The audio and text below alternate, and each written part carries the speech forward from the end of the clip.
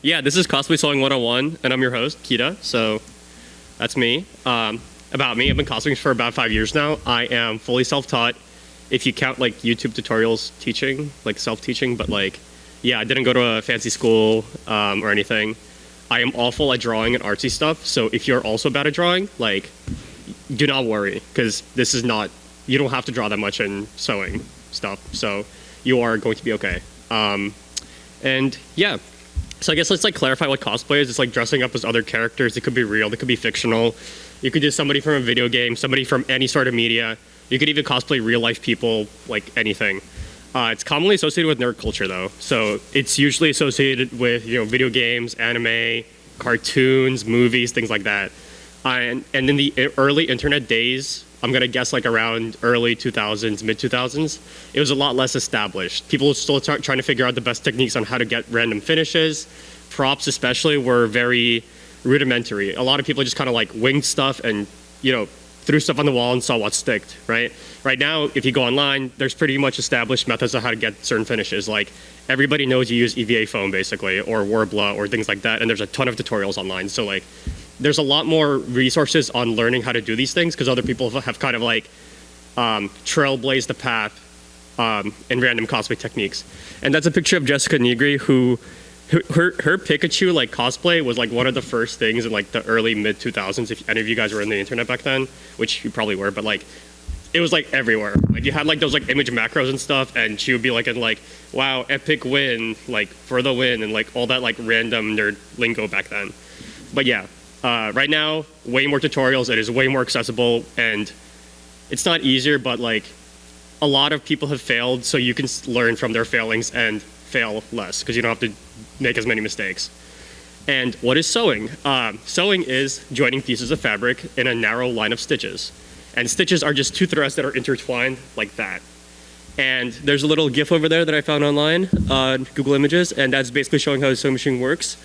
And it's essentially converting a two-dimensional object, which is fabric, which is flat, into a three-dimensional object, which sits on your body or on your mannequin or anywhere else. And I guess you could think of it a bit like fabric origami because you're converting flat into 3D. And there's a lot of like curves that people have that you have to account for.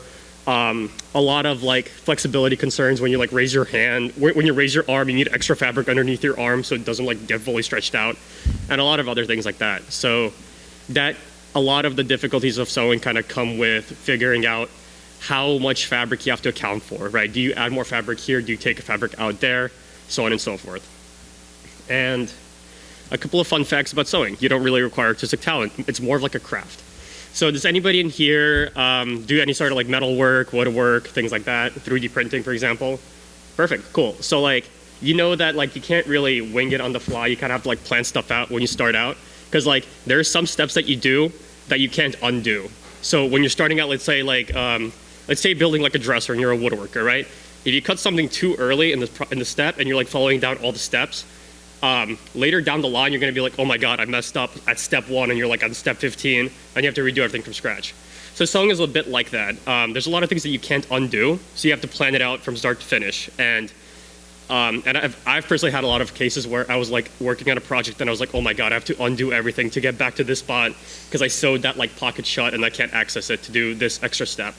So yeah, you basically have to like what I'm trying to say from here is that if you've already done a craft of that sort, you kind of have that like mental prep work of planning it out from start to finish and kind of like visualizing how the pieces connect.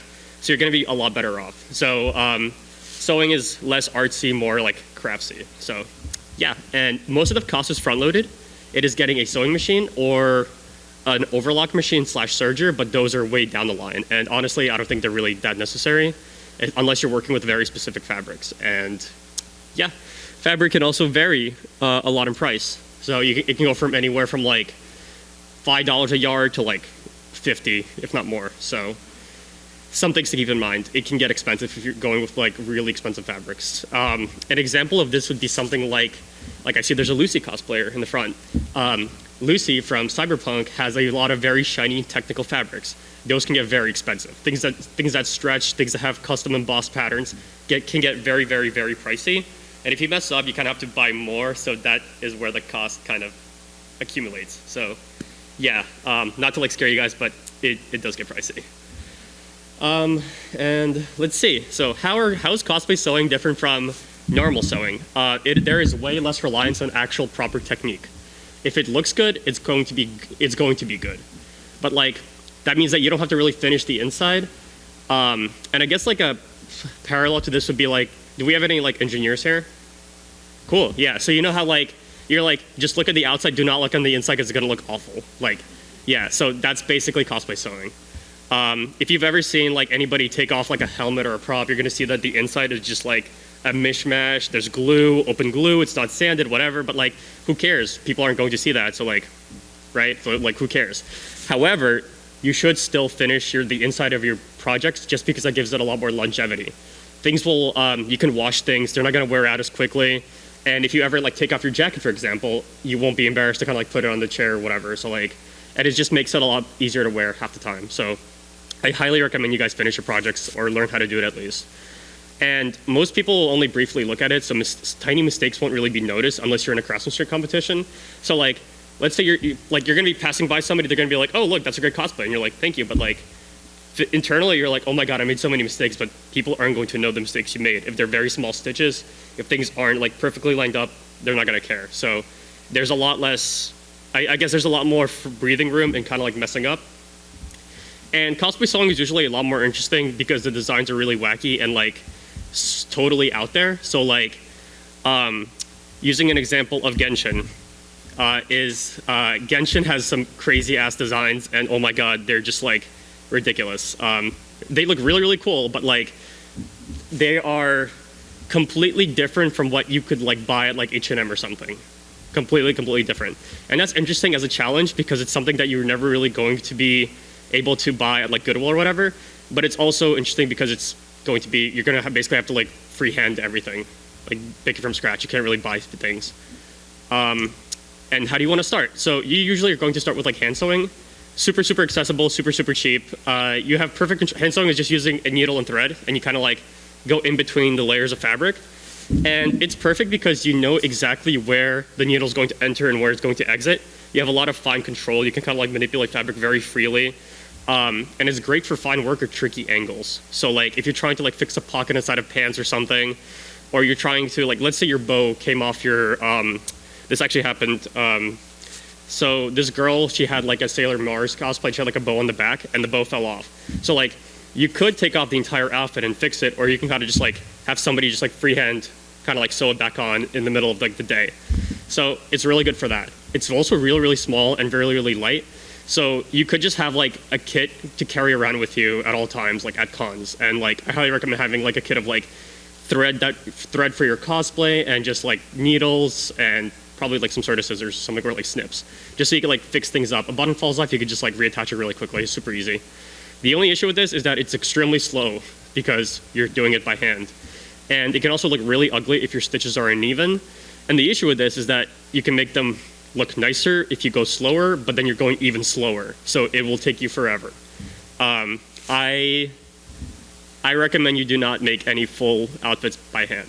It sucks. It's very slow. It's very time consuming, and like you don't really get that many benefits from it. However, you should always like recognize that, okay, this is a place where I should be using needle and thread, like attaching buttons, things like that.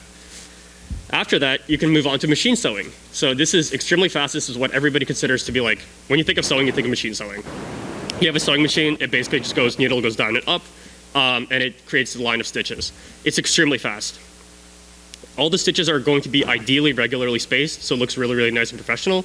The difference is that these machines are heavy and bulky. You can't really carry around with you. So, I mean, I know some people bring sewing machines to cons to like fix things up, but like, you're not gonna have that on the floor. You're gonna have to go back to your room to like fix stuff up. They can get expensive, and they can be tricky to handle in that you feed in the fabric in a very narrow slot, and because of that, it can be difficult to manipulate it. And if you have a very thick, like very thick layers of fabric, especially if you're working with things like denim or very thick fabrics in general, your machine can struggle with like sewing through that many layers of fabric. And that is kind of like a big problem for people working with like leather, or people working with denim, people working with synthetic fabrics, things like that. But generally, like, sewing machines are the way to go, like hands down. So you're trying to buy a sewing machine. Some things to know. You will not use like 99% of stitches on a sewing machine. Like, they're like, you have 150 stitches on this machine. You have 300 stitches in this machine. You're going to use like 5 max, like hands down. You're going to be using a straight stitch, a zigzag, a stretch or triple straight, and a buttonhole stitch. 99% of the time. These are the only things you know, and every single machine will have these basically. And if it doesn't have these, don't buy it, because like, I don't think those exist. Yeah. And generally speaking, metal parts on the inside, the motors, the gears, if they're metal, the machine is going to handle thicker fabric way, way better. And you can usually gauge this by kind of like lifting it up. If it feels very light, it's probably all plastic. If it feels kind of substantial, it's probably metal. And those will handle heavier materials way, way better. And they're generally more expensive. The fun meme about sewing machines is that the older machines from like the 80s and 90s actually work extremely well. And a lot of professionals, tailors and seamstresses will actually opt to buy an older machine, get it like fixed up, and then just use that, because those shits like last forever and they sew through anything. If you ever look at videos of industrial sewers, they use like, or sewers is kind of rude, I mean seamstresses and tailors, I guess, they will use like these old Juki machines that are like extremely durable. They can stitch through denim like it's nothing. And they look kind of like janky, but like they are the GOAT. Like they are highly recommended and also very expensive. And yeah, whatever you do, do not buy any of those two, because you will cry. Those are toys. They will jam all the time. They're crap. They can barely sew. They're going to be very cheap. It's going to be like 20 to 50 bucks. But like, they're dog shit. They're awful. Like, do not buy them. You're going to cry. You're going to have an awful experience. You're going to be like, I hate sewing so much. And that's because you bought a really shitty machine. So like, do not buy these. And I know a lot of people are like, go on Amazon, they're like, cheap sewing machine. And like, the first thing that'll pop up is like that purple monstrosity. Do not, like, please don't. They're really bad. And those things in the bottom right are handheld sewing machines. But again, they jam all the time. So you're going to be fixing it up. You will, whatever you save in money from buying these, you will lose in time several times over. We will have to redo things. You will have to fix them up. You will have to buy extra thread. It's just a nightmare. Do not get them. And by recommended pick, any entry-level Brother. So Brother, the two main brands are Brother and Singer for cheap machines. I personally think Brothers are better. I actually canvassed a lot of my cosplay friends on Instagram, and they're all like, yeah, I stand Brothers. Newer Singers are pretty crap. Sorry if there's any, this is kind of like almost like a rivalry between people, because people are very, very loyal to sewing machines. And if there's anybody here that has like a Husqvarna or a Viking or a Baby Lock or anything like that, or a Juki, those people like the older, more experienced sewers stay by their brands. Like it's like car loyalty, but for sewing machines. But yeah, I think Brothers are better than Singers, personally. And you can get a pretty good machine for like 100 to 150 bucks. I think it's like a pretty good starting price point. And yeah, you can get them at Costco, you can get them at Amazon, anywhere. If you go to Joann's, they're very expensive. Try to see if you can use a coupon. I actually don't recommend buying them at Joann's. I think they're like just very, very pricey there. And Joann's does a thing where everything is more expensive because they know you're going to be using a coupon. So like, you're not really saving money. So yeah. But let's say you have like cash to splash and you're like, okay, I want to like start off on the right foot. I want to like get a really nice machine. What features are nice to have that I should be looking for in my machines? You want to get memory of needle position. I don't know if there's a term for this, but it's basically like when you're sewing, the needle will automatically either always end up in the top position or in the bottom position. And this is really, really nice to have, because when you're trying to pivot or move the fabric around, you want the needle to always be in the down position. So like when you're sewing, and then you're like, okay, I need to move the fabric to the side because I just finished the stitch, and it will always end in the bottom position. If you don't have this feature, you have to manually lower the foot by like turning a crank, like a wheel on the side of the sewing machine. So yeah, extremely useful to have. I think a lot of the cheaper machines actually have this. I would like just double check because some don't. And I know a lot of people like that have nicer machines are like, this is standard on every machine, but like there are machines that don't have this. So I would double check. One-step buttonhole versus the cheaper four-step. Cheaper machines will have, so you make buttonholes by, it basically goes like, okay, that was a really awful analogy, but like, it basically like, so you have machines that take 4 different unique steps in order to create a buttonhole, and you have machines that do it all in one step. The one step is nicer, because like, you will be making buttonholes. It's one of the most classic ways to secure garments. I think having a one-step buttonhole foot or capability is way better, personally. I think it's worth it. Automatic threader is so that you can thread the machine by feeding the thread, and you kind of like push down on a lever and it feeds it and it threads the needle, basically. Pretty nice to have. Automatic thread cutter. This is something that's on more expensive machines. I don't think it's as critical, but it's still pretty nice to have. And this basically cuts the thread when you're finished sewing. I just got a Juki like a couple months ago that has this feature, and it is really, really nice. And it's one of those things where it's like, once you go to it, you can't really go back because it's just so convenient. But like, also be aware that the more fancy features there are, the more likely it's going to jam. So like sometimes it will just kind of like jam. You have to like take it apart, do a little bit of cleaning, and oh, by the way, you should be cleaning your machines. You basically take off the needle plate and just use a brush, anything, just like brush it around, you know, clean it up a little bit, and you should be fine. You should also get your machine serviced occasionally. Sometimes it'll just kind of like jam a lot, and you'll be like, what's going on? Just take it to a tech, they'll fix it up for you. But generally, if you just take good care of your machine, it will be a very rare occurrence that you have to actually like fix it up like that. And extra feet as well are really useful, so that you have like overlock feet, hemming feet, things like that.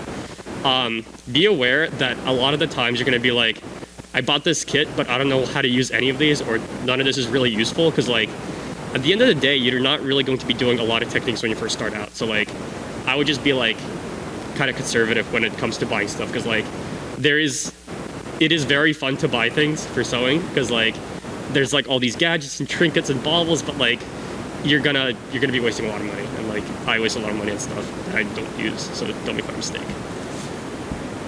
So let's say you're like going to Joann's and you're like, okay, I gotta buy all these notions. Notions are things that you use to help with sewing. Things like thread, needles, and such. If you're going to be buying needles, I recommend you get only Schmetz. Schmetz is a brand of needle that is sold basically everywhere. They are very high quality, and they just work.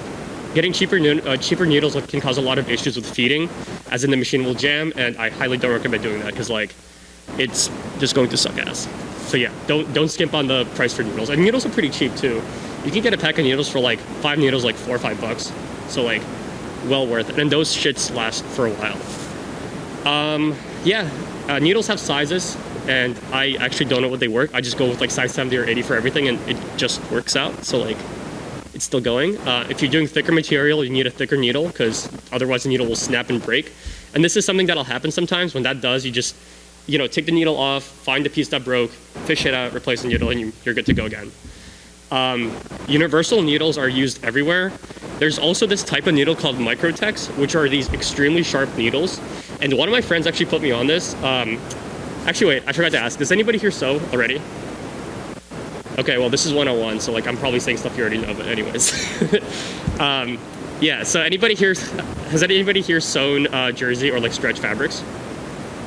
Great. So you all know that like you have to get like a ballpoint needle, or otherwise it's not going to sew properly. One of my friends was like, use microtex needles, they will sew without issue on stretch fabrics. And I was like, I tried it out, it actually works extremely well. And these needles work everywhere. Like I use it, I just like don't even switch out the needle anymore. It just works perfectly every single time. So yeah, highly recommend trying out microtex needles, because like they are kind of the goat. The previous advice and the universal advice that everybody says is you need a ballpoint or a jersey needle or a stretch needle for stretch fabrics. This is because you don't want a normal needle kind of like cuts into the fabric, and if you cut into stretch fabric, it will like unravel because it's woven, or it's not woven, it's knit. But a ballpoint needle kind of like goes in between the threads, so that's why it's better. But a microtex needle just does the trick, I guess. But anyways, I recommend trying it out. Thread, just get whatever color you want. I recommend getting black and white if you're starting out from scratch, because black and white is used everywhere, universal. When it comes to thread, do not skimp out. Do not buy the cheap sets online. It's going to suck ass. It will jam. You're going to have a terrible time. When I started out, I was like, oh my god, Amazon. It's like there's like 100 little spools for like $10. This is so cheap. And then I spent like so much time just figuring out why the hell my machine was jamming and just like not feeding correctly. And then I just bought like Coast & Clark or Gutterman, which are the 2 recommended brands, and they're sold everywhere. No issues whatsoever. Highly recommend you just get good thread. If you don't, you're going to regret it. Trust me.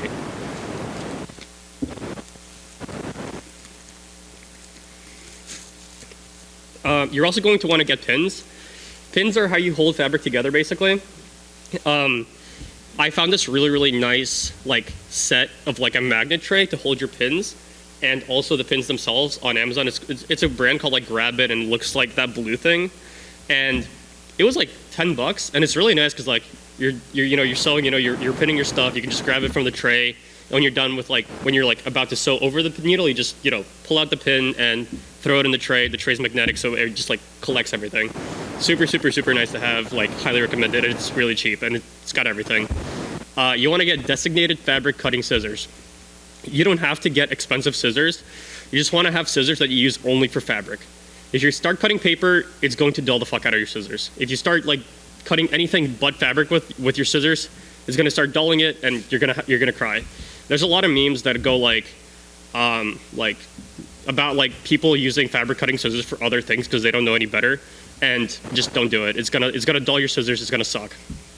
You want to get like marking tools as well. So just like marking pencils, marking pens, chalk, pencils, things like that, just so you can put marks on fabric.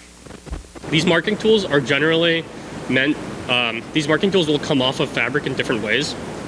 Chalk, for example, you can just brush off with your hand, or like you can wet a napkin and just kind of like smudge it away. Some pencils are heat sensitive, so you can just hit it with an iron and the pen will, some pens are heat sensitive where you hit it with an iron and the pen will just disappear. And some you just have to wash out. They're like water soluble. But yeah.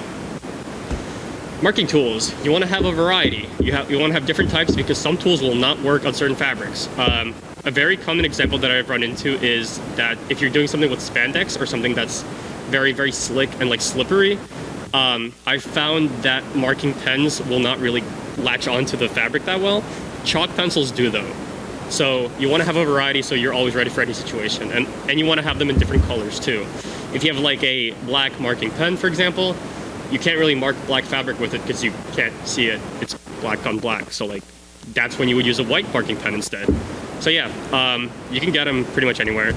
These are really fun to have. Like I just have a collection and very, very useful. You will be going through these quite a lot. So just have like have a collection.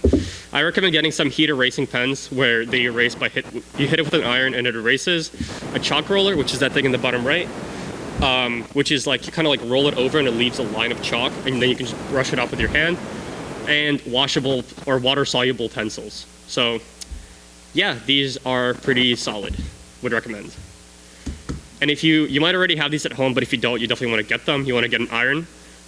You don't need to get a really expensive one, but like get one with multiple temperature settings and a steaming function.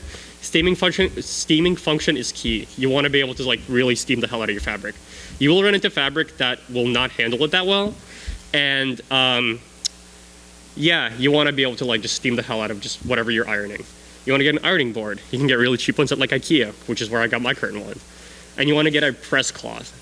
If you iron certain materials, especially synthetics, many of you have probably done this already, your fabric will start to get a shine, which is where it's basically like half melted, and it's going to look really, really crappy.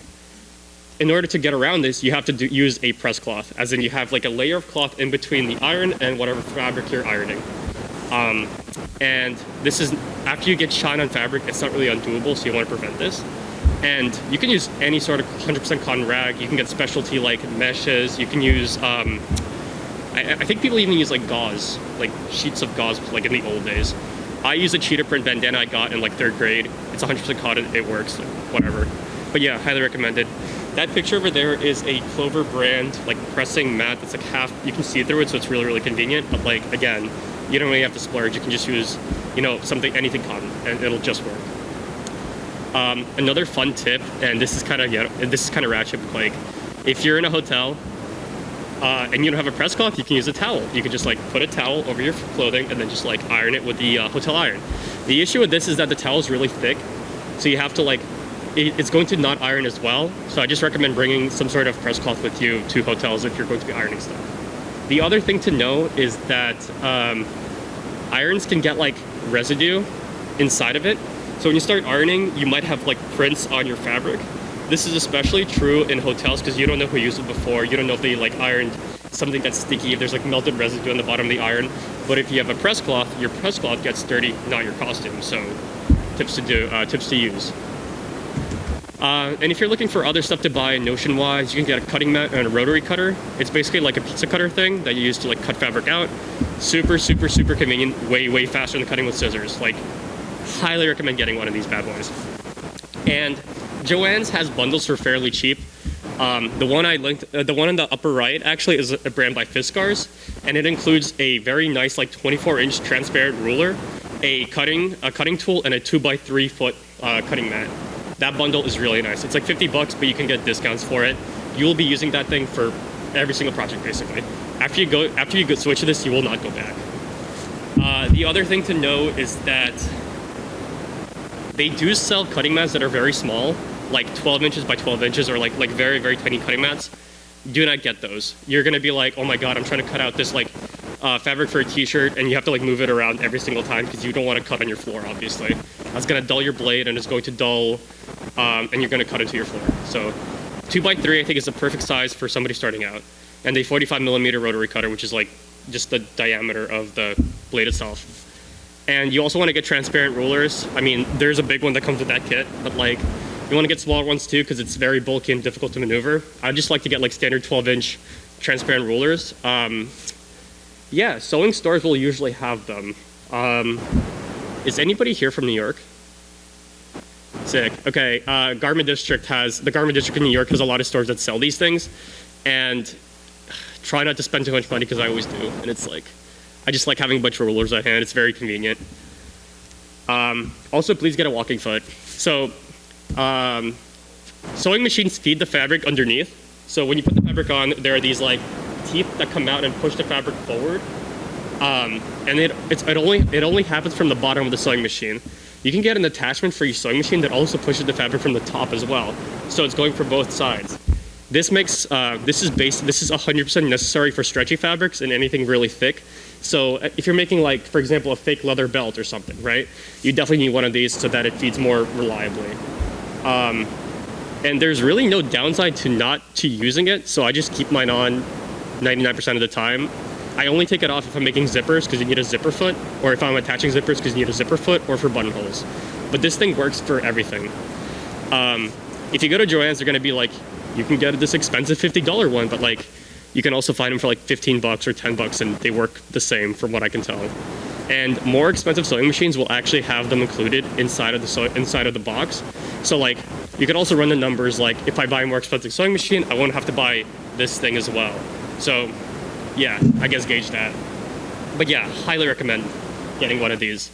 This is one of those things where you're like, you might start doing a project and you're like, I'm doing everything right, but like, I'm making a spandex bodysuit and for some reason it's still not feeding correctly. And then you get one of these and it fixes every single issue you've ever had. So like, good to know about this thing. Definitely recommend.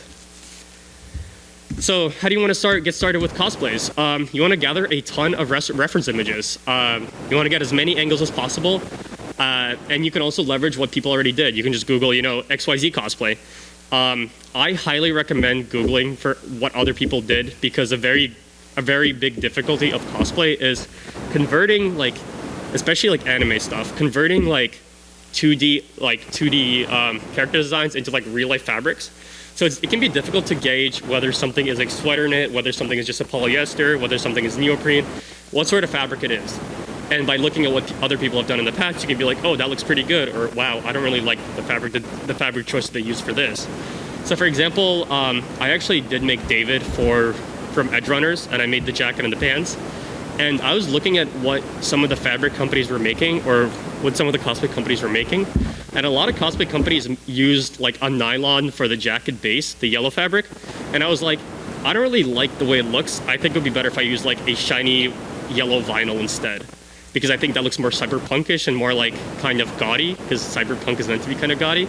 So I went with that instead of the yellow nylon they use in the bottom right. And it's like very reflective, almost like tacky, but like in a good way, because I think it's meant to look like that.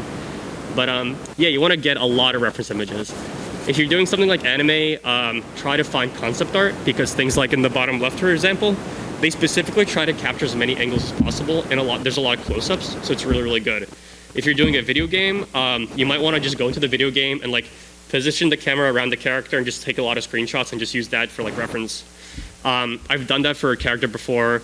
I cosplayed Gerard Way yesterday, and I literally just paused the music video in multiple areas and multiple times and just took screenshots of it, and like worked out pretty well.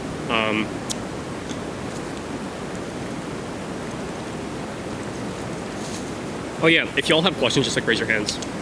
So yeah. So how do you know what you need for the cosplay? This is like a skill that I invented, or I don't know what the phrase for this is, but like cosplay disassembly is taking apart a cosplay into its unique, distinct parts for what you need to make or what you need to get. So for example, for David, going back to David, he looks like he's got a black t-shirt, it looks like he's got a yellow jacket, it looks like he's got pants, right? And some sort of sneakers. So you kind of like plan out what parts you're going to need to get or make, and then you can like actually start by researching if you can buy it, make it, etc. So yeah, you're eventually going to get really good at this. And you're going to be able to tell, okay, this character looks like it's a little bit too out of my skill level. It looks like it's a little bit too difficult.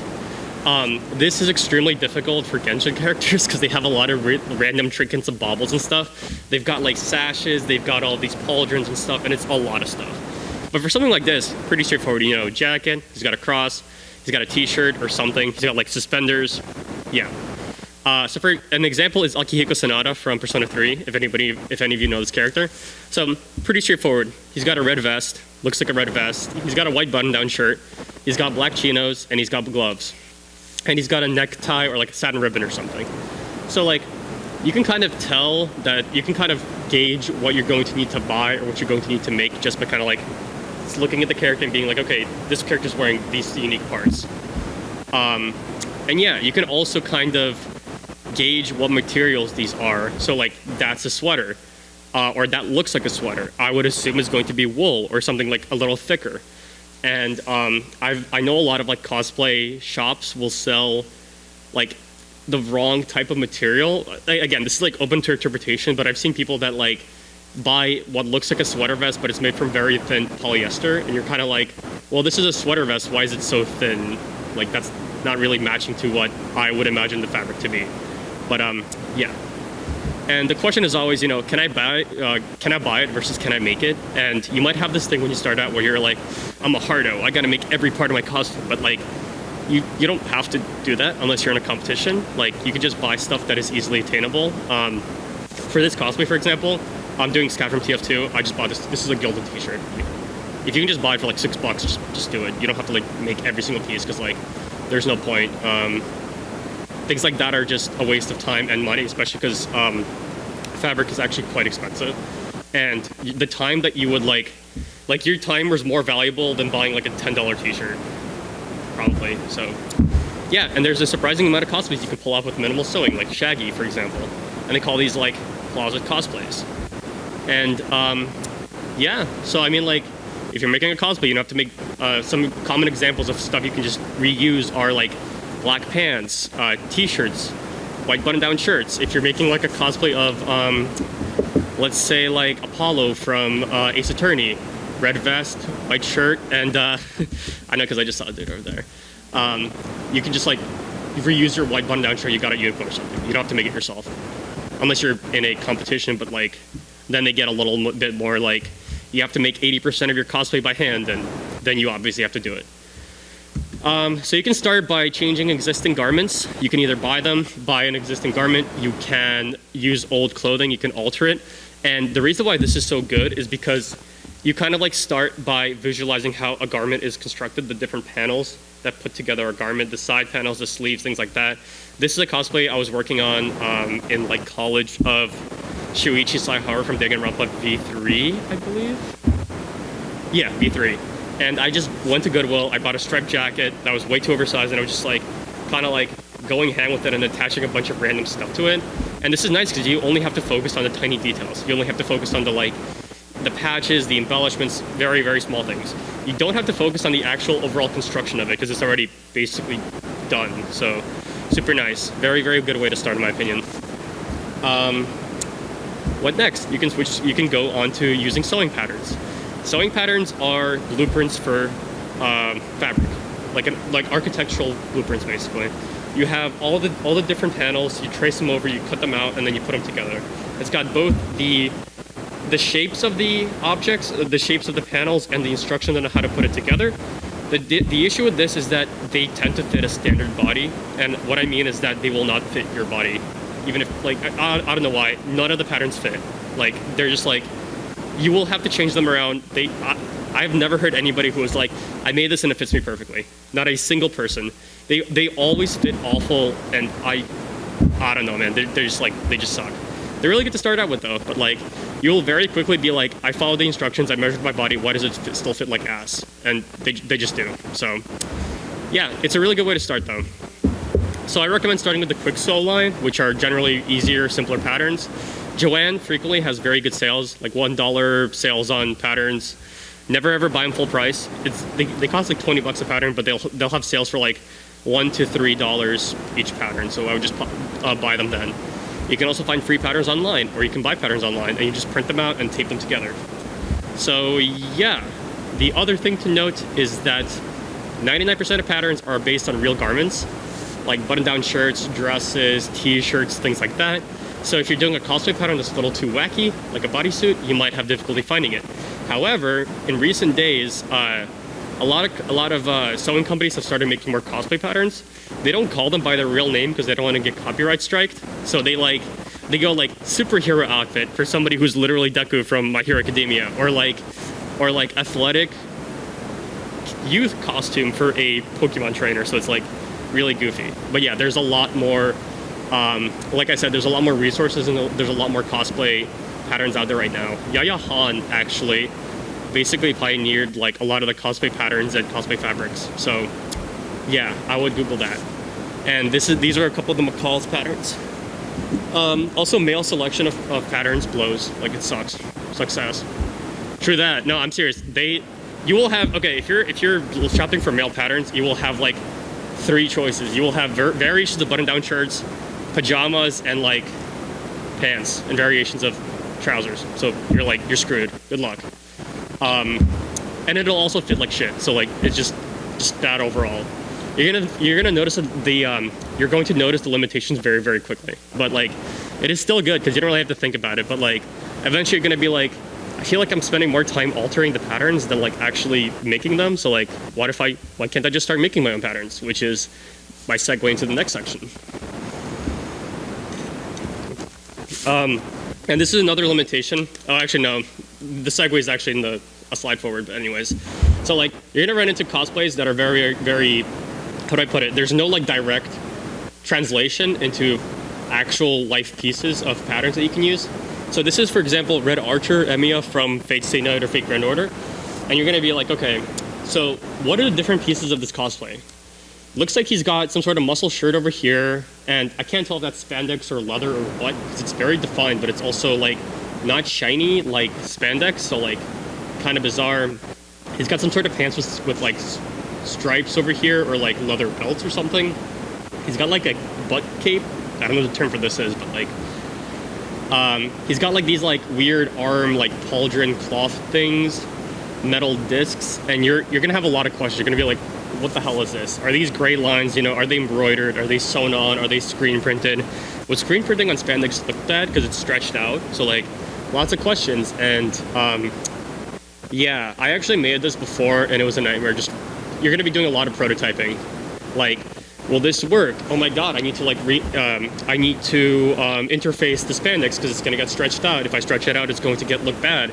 Lots of questions to kind of like go through. And when you have stuff like this, you will be either reusing patterns or making them from scratch, because like, you won't be able to find or buy a pattern for this because it's very, very outlandish. It's very, very out there.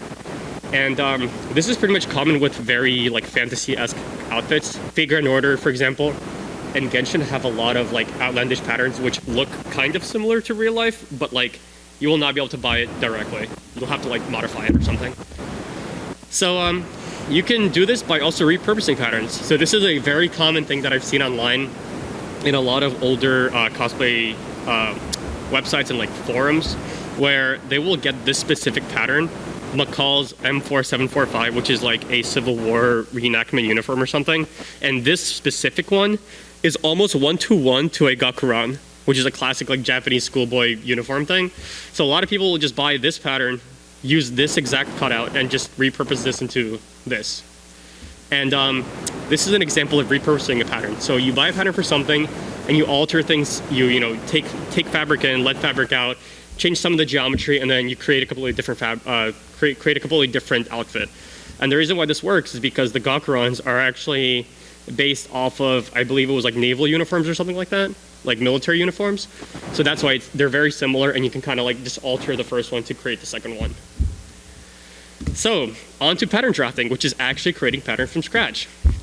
So what happens is that you take a measuring tape and you measure parts of your body. You measure your biceps, your arm length, you measure your chest, you measure your back, you take all of these measurements, and then you do a lot of funky math, and you eventually like chart yourself a pattern, and you end up with a custom pattern for your body from your measurements. And if you do this right, you will have something that will fit you perfectly, ideally. You'll still have to like make a tester, make a muslin. They call it a muslin or a toil, and I'll talk about this more later. And you'll have to like, you know, make a prototype, try it on, see what you need to adapt, and then make another one, and then do this process until you have something that fits you perfectly. But this is hands down the best way to make patterns for yourself, because they will fit right, they are made for your body, and basically, yeah. So making a sloper or a block. This is creating a skin tight garment, either a top or a bottom, that will fit skin tight to you, and then you could add, and then you basically use that as the basis for all your other patterns. This will, after you make one of these, making new patterns is extremely fast, because you basically take your skin tight shirt, for example, and if you're making a jacket, you just add an extra inch on each side, and then boom, you have a jacket. If you have pants and you're making shorts, chop it off at the knee, and now you have shorts. So super convenient, and it makes prototyping stuff very quick. The only issue is if you have something that's very outlandish, you might need a little bit more time to like alter it, but it's still highly recommended, and this is basically the meta for sewing. You'll have a sloper or a block, and then you just alter it and make it fit better. Note that generally speaking, I want to say female patterns and female slopers are a lot harder than male. This is because there's a lot of extra geometry and a lot of extra curves that women tend to have. And that's why you'll have to do more like fabric origami in order to have it fit properly. And yeah. So making muslins or toils, these are prototype patterns. So you basically start by, I was making a Howl's Moving Castle shirt, and you basically start with like scratch fabric. Anything works. You can use bed sheets, you can use pretty much anything. And I actually highly recommend going to Goodwill and just picking up like bed sheets or something, because you're going to be going through a lot of fabric, and it's a really cheap way to get them. So you basically, you use your scrap fabric, you create a prototype, you're like, okay, it fits a little bit too big here, fits a little bit too loose here, a little bit too tight here. You go back to your pattern, you're like, okay, I'm going to add an inch on this side, inch on this side, and then you make a second prototype. And you keep doing this until you get something you're satisfied with, and then you use your real expensive fabric. And the reason for this is that if you use your expensive fabric in the first place, and it sucks, you just use expensive fabric. So yeah, just do that. Basic sewing tips. Go to Goodwill and buy bed sheets or duvet covers and use as scrap material. You will be going through a lot. Measure twice and cut once. Very important, because you will basically like, you can't undo a cut. Like, just impossible.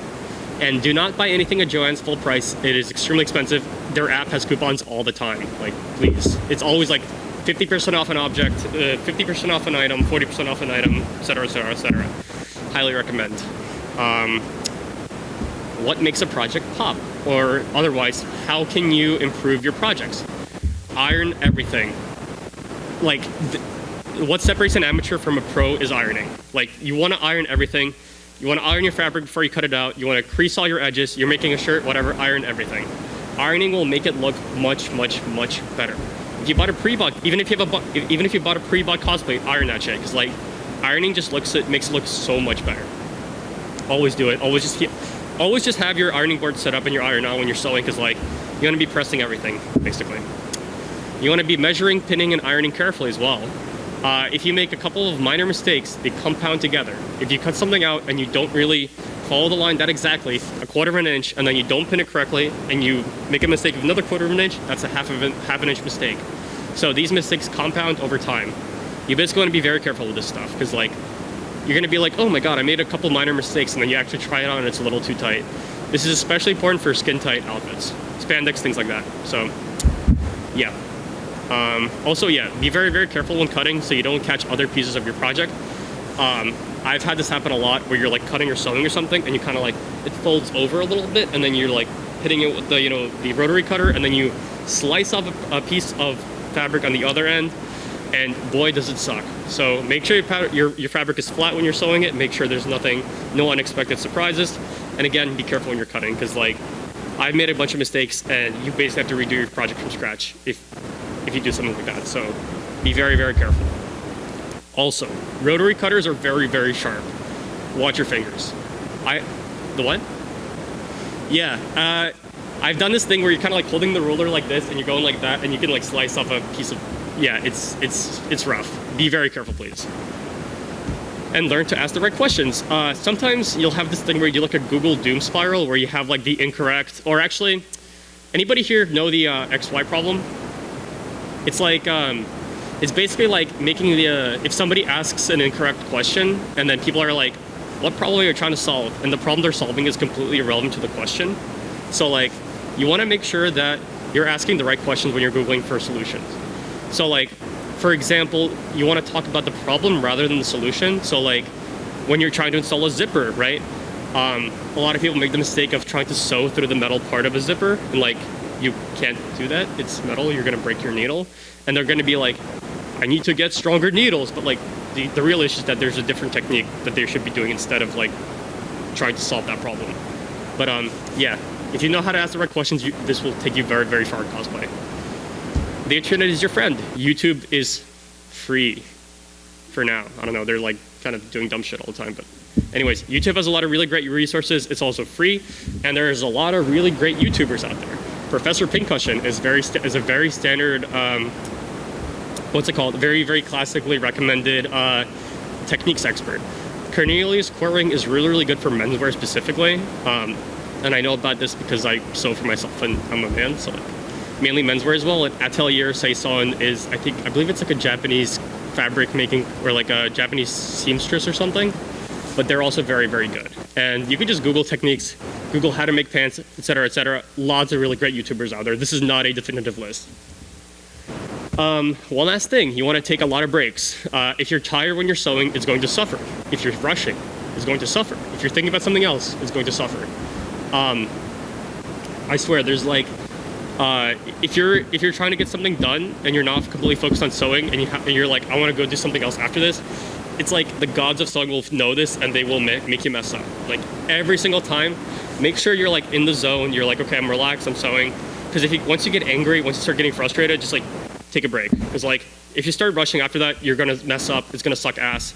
You will hate yourself. You're gonna be like, and it starts a cycle, right? Once you start messing up, you're gonna continue messing up. You're gonna get angry. You're gonna mess up more, and like doom spiral. So take breaks. Just like, you know, step away. Go for like a 15-minute break, whatever. I know a lot of people will do like an entire day of sewing. I personally can't do that. I do like a couple of hours in the evening after work, right? I'll do like 2 hours. Okay, I made a couple pockets. I'm good. Come back to it the next day. You know, take another like short like sewing session.